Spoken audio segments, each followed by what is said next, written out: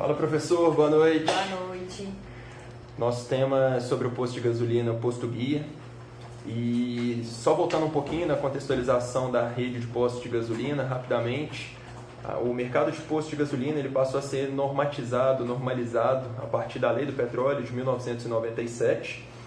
E ele foi dividido em 4 segmentos, que são segmentos de fornecedores, distribuidores, consumidores e revendedores. E é exatamente no ponto de revendedores que os postos de combustíveis que a gente tem nas ruas hoje se encontram. Então, hoje no mercado, o último número atualizado que a gente tem são de 40 mil postos de combustível no Brasil, e é um mercado que tem cerca de crescimento de 3,7%. Então, é desse segmento que a gente vai falar sobre o posto guia. O posto guia, ele foi criado. Não vai merda. Desculpa, você mandou. Os donos do posto guia tinha antes uma loja de roupas e uma padaria. E eles não estavam tendo sucesso e resolveram abrir o posto porque eles achavam que ia ter mais retorno. Eles pegaram um lugar, uma avenida que antes era erma, e viram potencial ali para abrir um posto, porque sempre passava carro e não tinha nenhum apoio, né? Nenhum posto, nenhum lava-jato, nenhuma borracharia. E aí eles abriram o posto lá. Eles não tiveram nenhuma estratégia, eles não tiveram uma estratégia inicial, eles tinham como objetivo seguir as leis ambientais e só. E assim, eles foram fazendo e a própria proprietária diz que eles foram fazendo e depois que o posto estava pronto, eles foram começar a terminar de resolver essas questões práticas da lei ambiental. E o interessante é que na lei ambiental ela é muito rigorosa com o segmento de posto de gasolina pela questão de combustível. Então, ela falou que no início ela não fez nenhum planejamento e que depois, quando ela estava com o negócio pronto, que ela foi perceber que ela tinha que seguir várias normas que não tinham sido planejadas. Então a gente viu muito isso no decorrer da história deles, com todas as atitudes. Nunca teve um planejamento estratégico. A gente observa nesse posto que a estratégia não veio para guiar a organização. A organização e os acontecimentos do mercado é que estão guiando a estratégia. Então, a gente fala mais de histórico? Pode pausar, a gente vai juntar. Então, 4 anos depois, eles estão passando por uma crise pesada, eles e muitos postos do mercado. Eles demitiram quase a metade dos funcionários que eles tinham, eles chegaram a ter 12 funcionários, e ela brincando, as minhas 4 bombas ficavam funcionando o tempo inteiro. E hoje eles cortaram serviços adicionais que eles tinham de lava-jato, algum suporte de mecânica básica, porque eles não têm pessoas nessa situação. E ela ressalta que lava-jato é uma coisa que todos os postos perto dela, em Sabará, que é 25 minutos e tal, tem lava-jato. Então ela sente isso como uma perda de participação. De qualidade. De qualidade. E o interessante é que quando ela foi falando das questões de demissão, ela, a dona do posto, ela falava com um tom de superioridade, no sentido de se mostrar superior dos funcionários e mostrando assim, o mercado está ruim, eu pago para eles um pouco mais do que o salário mínimo e isso é o suficiente para eles quererem trabalhar comigo, e se não quiserem eu mando embora e trago outros funcionários. Isso foi muito mostrado e a gente ficou discutindo até internamente se isso era uma questão de arrogância, prepotência mesmo dela, ou uma questão também de simplicidade, de falta de estudo, de conhecimento, de ter aquela velha noção, eu estou dando dinheiro para eles, eu que sou empresário, eu que sou dono do meu negócio. Então gera muito essa discussão, até que ponto é arrogância e até que ponto também é uma falta de conhecimento de gestão de recursos humanos, de gestão de pessoas também. E até uma estratégia, assim, se a gente for pensar, né? Porque ela é uma estratégia, é uma coisa que ela tem, um poder que ela tem em relação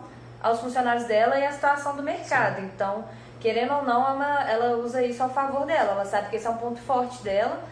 E ela fala isso claramente, ela fala, olha, as pessoas que estão aqui têm que estar felizes porque eles têm um trabalho, o salário, isso são palavras dela, o salário de posto não é ruim, é maior do que um salário mínimo e ninguém vai querer sair daqui, porque eles gostam muito das pessoas que a gente atende, dos clientes e do funcionamento do posto, do salário e como que as coisas são, é tudo muito pertinho, não gasta com condição, então para ela sabe bastante os pontos fortes dela em relação aos funcionários.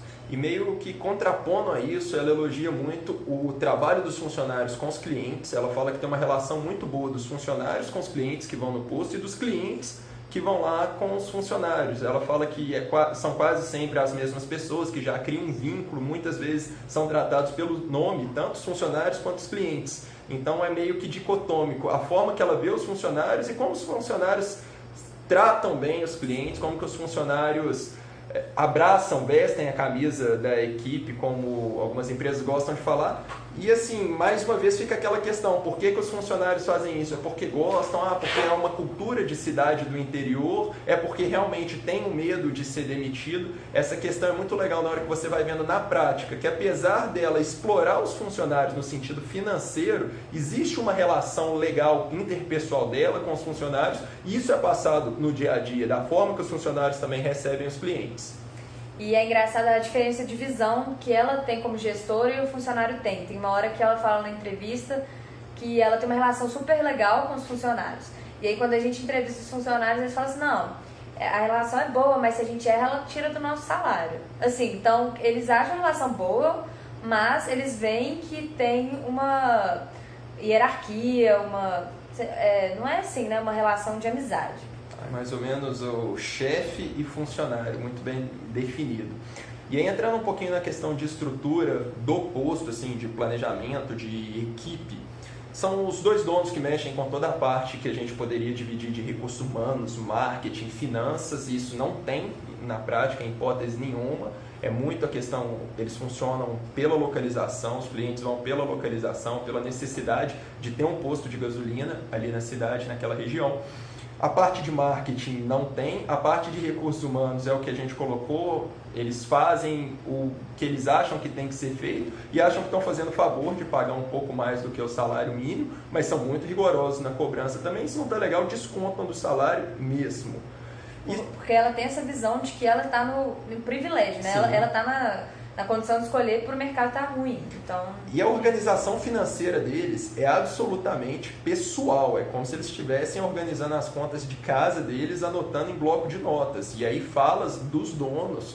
Isso foi até impressionante, que quando eles abastecem para um cliente que não pede um valor exato, o cliente entrega, eles pegam o dinheiro, vão na calculadora, veem a diferença para dar o troco.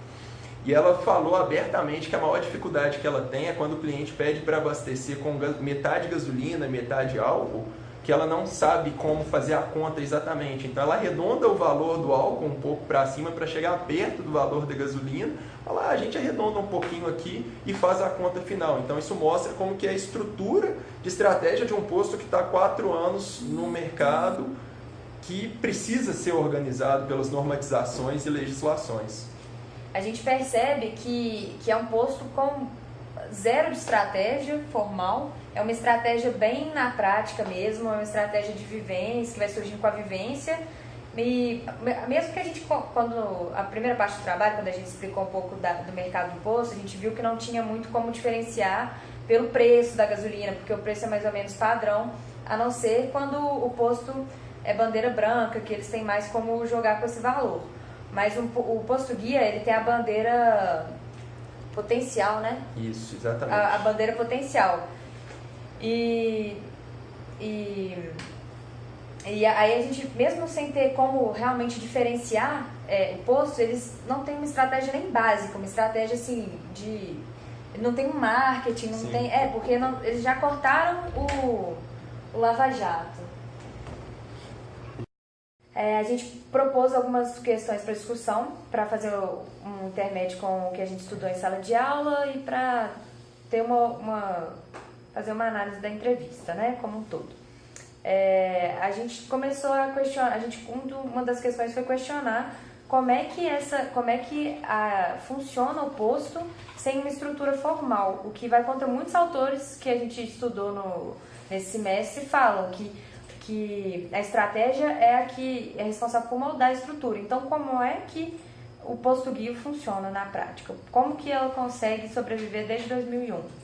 Como resultado disso, a gente viu mais uma vez que a estratégia ela não funciona como algo que tem que vir antes da prática. Na verdade, elas coexistem a todo momento. E principalmente numa estrutura como posto, que você não tem um planejamento estratégico que guie ou que tende a guiar na teoria, o posto mostra que as duas questões, teoria e prática, coexistem. E a prática social é muito praticada. A forma com que as coisas acontecem no dia a dia reflete muito isso.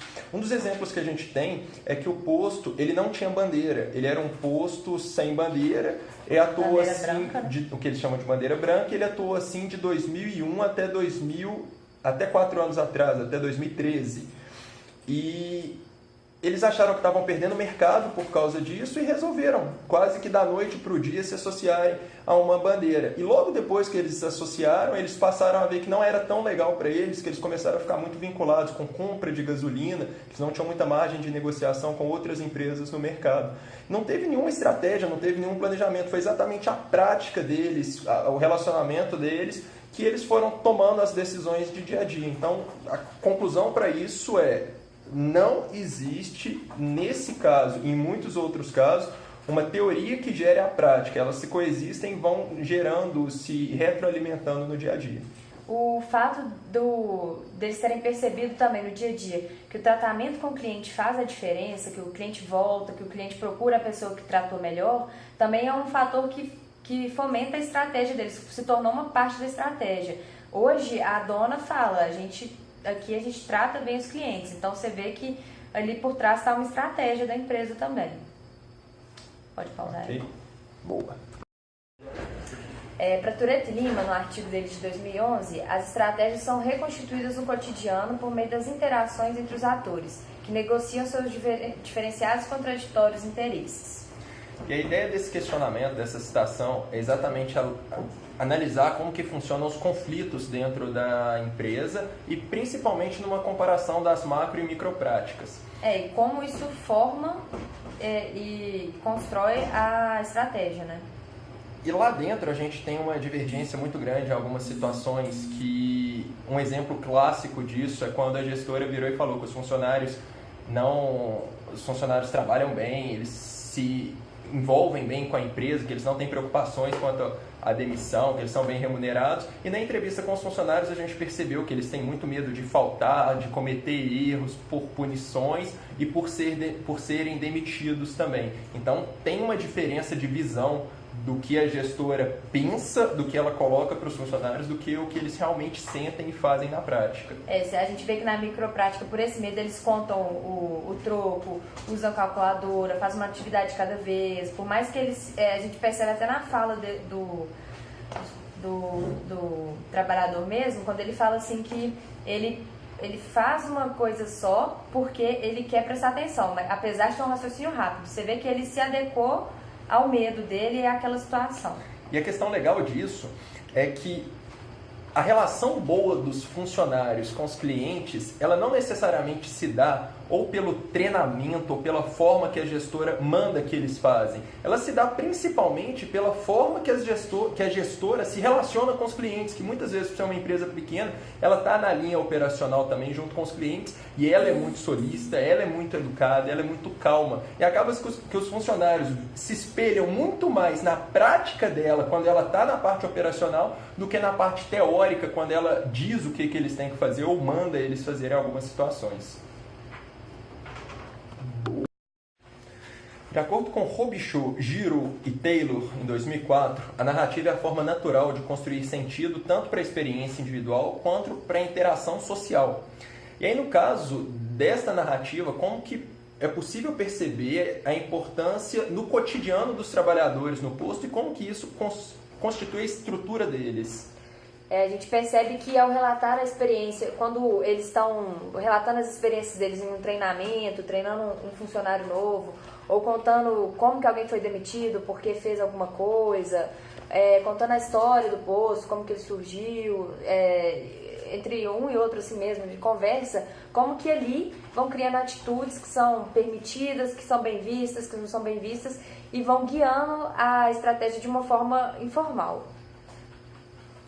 E a comunicação informal ali, ela mostra muito como que, além da microestratégia, como que a prática influencia na estrutura, que acaba que a forma com que os trabalhadores levam o dia a dia, A prática deles nas microestratégias acaba sendo fundamental para influenciar a estrutura estratégica e a parte de cima da estrutura da empresa.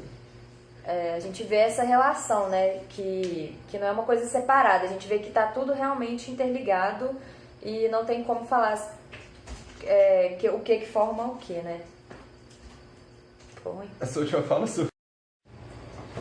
Nessa questão, a gente analisou a praxis, que é a forma como a estratégia realiza e materializa na organização. É a atividade realizada em si pelo praticante. E aí, no dia a dia do posto, envolve todas as práticas de abastecimento, troca de óleo, calibrar um pneu. E a ideia é analisar como que essas atividades efetivamente ocorrem. Isso, a gente percebeu que lá nesse posto ela não é delimitada, não tem uma pessoa só para trocar óleo, uma pessoa só para abastecer, e eles fazem essas atividades ao longo da demanda, né? Vai aparecendo a demanda e eles vão realizando as atividades. O interessante disso é que, apesar de não ter um desenho de como eles devem fazer, eles seguem muito bem uma risca. E aí tem vários fatores que envolvem isso. O primeiro é exatamente o medo de fazer coisas erradas. O segundo é exatamente uma cultura organizacional que foi criada da dona para eles. Terceiro, é uma questão de cultura da região, que foi possível perceber isso, a forma de lidar um pouco mais calma, um pouco mais carinhosa, aquela coisa um pouco menos de cidade grande, que tem todas essas relações, e tudo isso influenciou no dia a dia deles.